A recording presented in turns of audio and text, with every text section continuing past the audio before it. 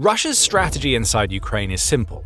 Get as many soldiers as it can to the front so that they can wear down Ukraine's defenses. But that strategy can only work when soldiers are actually getting to the front. That isn't happening. Something is killing 90% of Russian soldiers before they ever make it to where Putin needs them to be. Those soldiers are dying before they ever fire a single shot as they're being taken out before the fight even starts. Yuri Kotenok reveals all. The Russian war correspondent and military blogger has revealed that the vast majority of Russia's soldiers are dying before they ever get close to being in a position where they could attack Ukraine on the front. Kotenok declares, "Consider these figures. 80 to 90% of Russian personnel losses occur already at the stage of advancing toward the line of contact. Not on the line of contact, merely advancing to reach it. In other words," Kotenok continues, 8 or 9 out of 10 soldiers, average 85%, are killed on the way without ever engaging the enemy or even seeing them. With just a few words, Kotenok has revealed the cancer that is eating away at the entire Russian military. Over 1.31 million of Russia's soldiers have died or been wounded in a war where many haven't even laid eyes on their enemy. Putin's patsies are fighting ghosts. They're being told to move forward toward locations they'll never reach, and they're being put out of their misery in the rear without ever having fired a shot in anger. There's no point in training. Preparation means nothing for up to 90% of Russian troops. They exist solely to die to an enemy that they can't even see. And as you are soon going to learn, that enemy isn't always Ukraine. Sometimes it's an enemy that is far closer to home.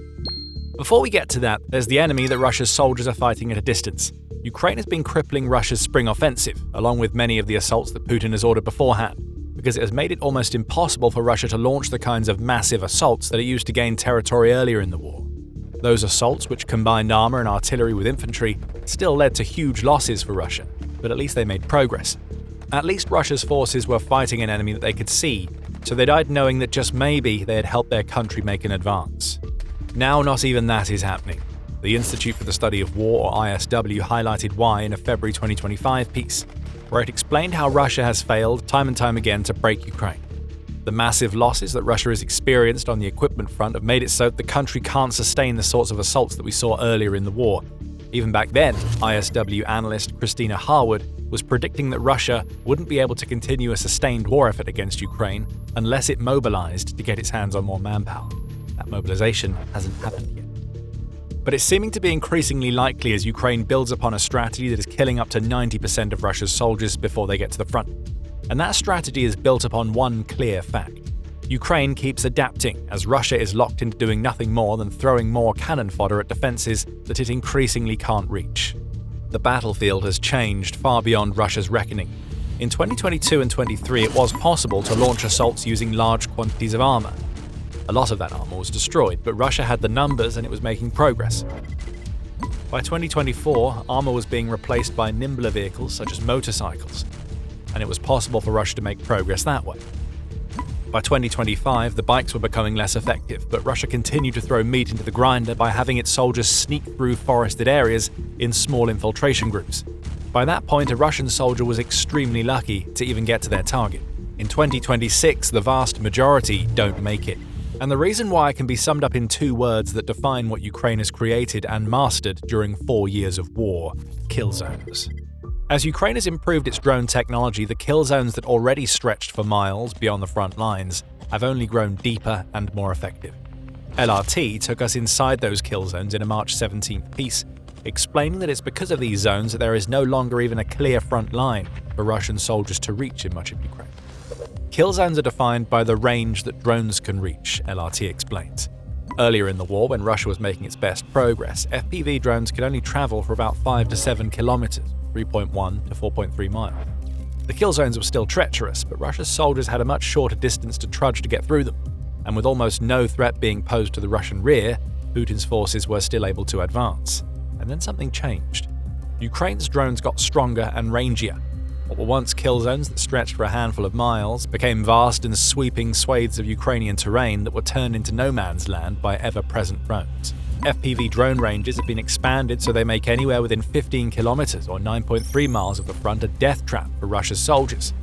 But it gets even worse for Russia's soldiers. In late 2025 and into 2026, Ukraine has also added middle-range drones to its arsenal. Ukraine's drone systems can now strike Russia deeper into its rear than ever before. In some areas, Ukraine's drones are wreaking havoc over 144 kilometers, or about 90 miles behind the front line. So Russia now has a double-edged problem. The people it's trying to send to the front are being mowed down by FPV drones. And in the rear, Russian soldiers are dying in troop camps and convoys. Ukraine is also wrecking command and control centers and the Russian logistical supply chain, all because it has developed drones that fly deeper and hit harder than they have at any other point in the war. Add to all of this the constant and never-ending watchful eye in the skies. Ukraine's kill zones, being as large as they are, may lead you to think there will be plenty of blind spots for Putin's soldiers to exploit. There are some, that's practically inevitable, but the blind spots are kept to a minimum because Ukraine deploys rotating waves of reconnaissance drones that watch everything that is happening below them. These eagle-eyed drones fly so high that Russian soldiers can't even see them, and when there is even the slightest hint of movement, be that of a soldier or a piece of equipment, footage is beamed back to Ukraine's drone operators behind the front lines. They unleash whatever weapons are needed to get rid of the threat, and the reconnaissance drones continue watching.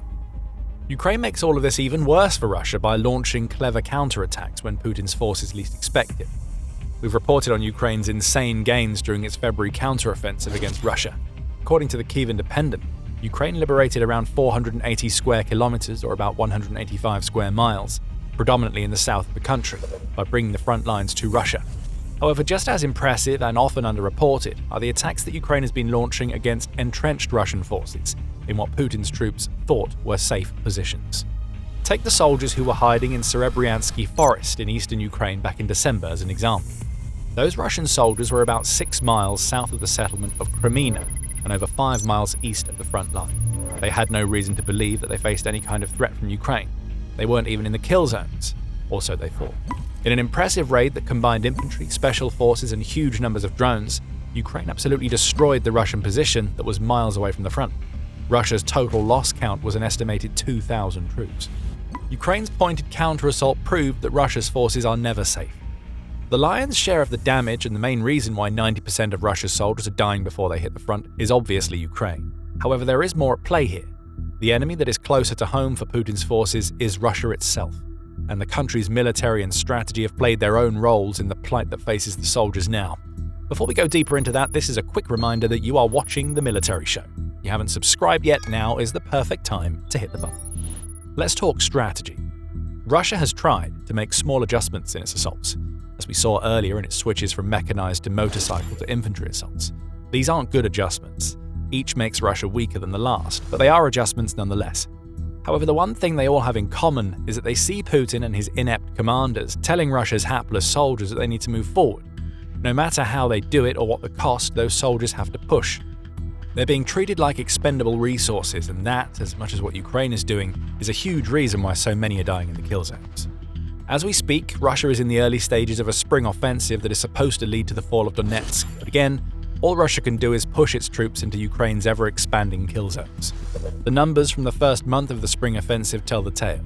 In March, Russia suffered a record 35,351 casualties. Now think about what this means in the context of Kotenok's revelation. Of those 35,351 dead and wounded, up to 31,815 never saw the front lines. They died before ever reaching those lines. That has left Russia with a measly 3,536 soldiers who died while actually attacking Ukraine. This is strategic suicide. Even if you think Putin's approach of using Russia's manpower advantage to wage an attritional war against Ukraine is a good idea, that approach only works when the manpower is getting to the front in high numbers. That isn't happening, and Russia's complete inability to come up with a strategy to overcome Ukraine's kill zones is a huge reason why. So Russia's strategic incompetence is feeding into the success of Ukraine's kill zones. But the other things that Russia is doing are catching even its own soldiers off guard. When those soldiers aren't being forced into death marches toward a front line that they'll never see, they're dying by other means. Suicides and executions are becoming increasingly common well behind the Russian lines, and both are sapping away at the manpower that Putin needs to make the constant assaults that he orders effective. Stories about Russian soldiers killing themselves are becoming increasingly common, and those suicides are sometimes accompanied by those soldiers taking others with them. In October 2025, the Moscow Times reported on a Russian service member who shot a fellow soldier before pointing the gun at himself and pulling the trigger. This happened in the Moscow region, and it gives us a glimpse into the desperation that the brutality of Russia's military causes in those who are ordered to fight for it. The Russian Defense Ministry's Moscow military district tried to play all of this off as an accident. It claimed that a service member violated safety rules for handling weapons, which is what led to the shooting. But other reports say that as many as 5 Russian soldiers had been injured in the incident. That sounds more like a spree than an accident. And it being followed by a suicide makes it even worse. These soldiers weren't even inside Ukraine and they were taken out of Putin's war effort. Others are dying at the hands of their own commanders. In February 2026, several Russian soldiers told the BBC that they had seen comrades die at the hands of their commanders after they refused to go into Ukraine's kill zones. One claims to have seen a pit filled with the bodies of 20 Russian soldiers who had been zeroed by their own commanders for refusing orders. That's enough soldiers to make up several of the small infiltration units that Russia now uses in Ukraine. And it shows us that Putin's approach inside his own military is as brutal as his treatment of the cannon fodder that is dying to Ukraine's drones before they even reach the front. Now add desertions into this equation.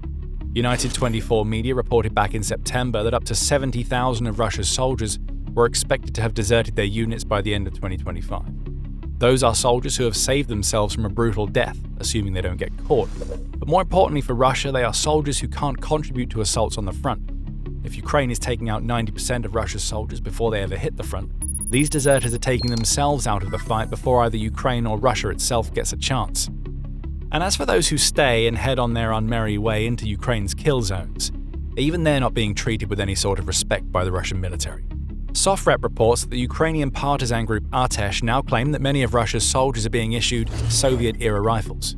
Those soldiers are getting AKM and AK-74s that date back to the 1960s and 70s. Poorly maintained and unsuitable for a modern war environment, these rifles are prone to jamming and misfiring, which further reduces the combat effectiveness of Russia's units. Imagine that. You're one of the lucky 10% who actually make it through the kill zones and to the front. You raise your rifle, pull the trigger, panic as the rifle jams, and then die anyway. And you still did better than 90% of your comrades. So most of Russia's soldiers die, either in Ukraine's kill zones or due to Russia's inadequacy and brutality, before they ever get to the front. Here's what this means for the state of Russia's war against Ukraine right now. Here's a hint, it's not good. Earlier we told you that March saw Russia break its 2026 record for the most soldiers that it's lost in a single month of fighting. Those losses might actually have meant something, at least in Putin's callous mind, if they had led to some gains. They didn't. According to The Independent, Russia made no frontline gains during March, which is the first time in 2.5 years this has happened. Ukraine made gains though. Not many, but 9 square kilometers or 3.47 square miles is better than nothing at all. And Ukraine didn't have to burn through 35,000 of its soldiers to make its gains. This is what happens when most of your soldiers die before hitting the front. The front doesn't move. All of this has to be humiliating for Russia, considering the fact that 2025 was hardly a banner year for its push into Ukraine. The National Interest says that Russia suffered an estimated 415,000 casualties in 2025.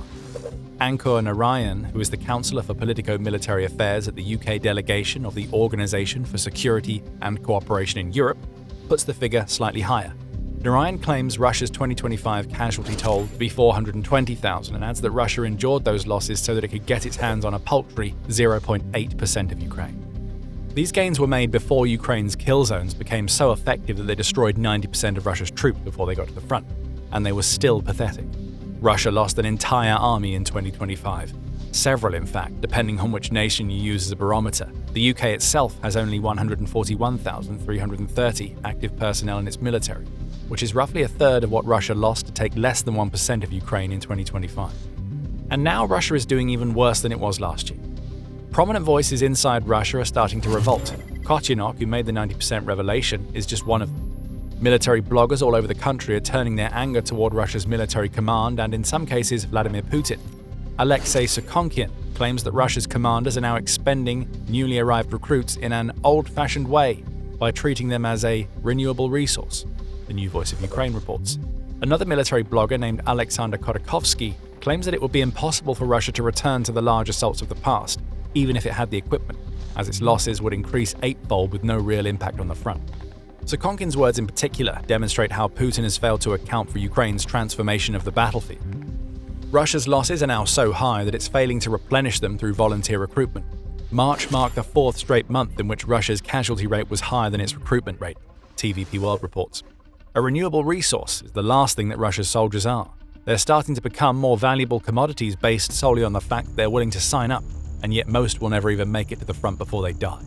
We'll give the final word to Kotenok. The front has turned into a zone of localized, purely tactical movements with advances and retreats of just over 100 meters per day, the Russian military analyst claims. Then he drops a second bombshell. At this rate, the war would continue for 100 years, and this is not an exaggeration. Putin can't wait a century for a win in Ukraine. But when 90% of his soldiers are dying before they fire a single shot, there isn't much more that he can hope for. The spring offensive in particular is exposing just how bad the situation is in Ukraine for Russia right now. We've touched on how poorly that offensive is going already, but the details are far worse, as 2026 as a whole has seen Russia spiral into a collapse that is leaving it with a massive manpower crisis. Find out more by checking out our video, where we reveal the numbers that tell a shocking story about Russia's 2026 so far. And if you enjoyed this video, make sure that you subscribe to The Military Show so that you don't miss any of our analysis of Russia's constant failures. And thank you, as always, for watching.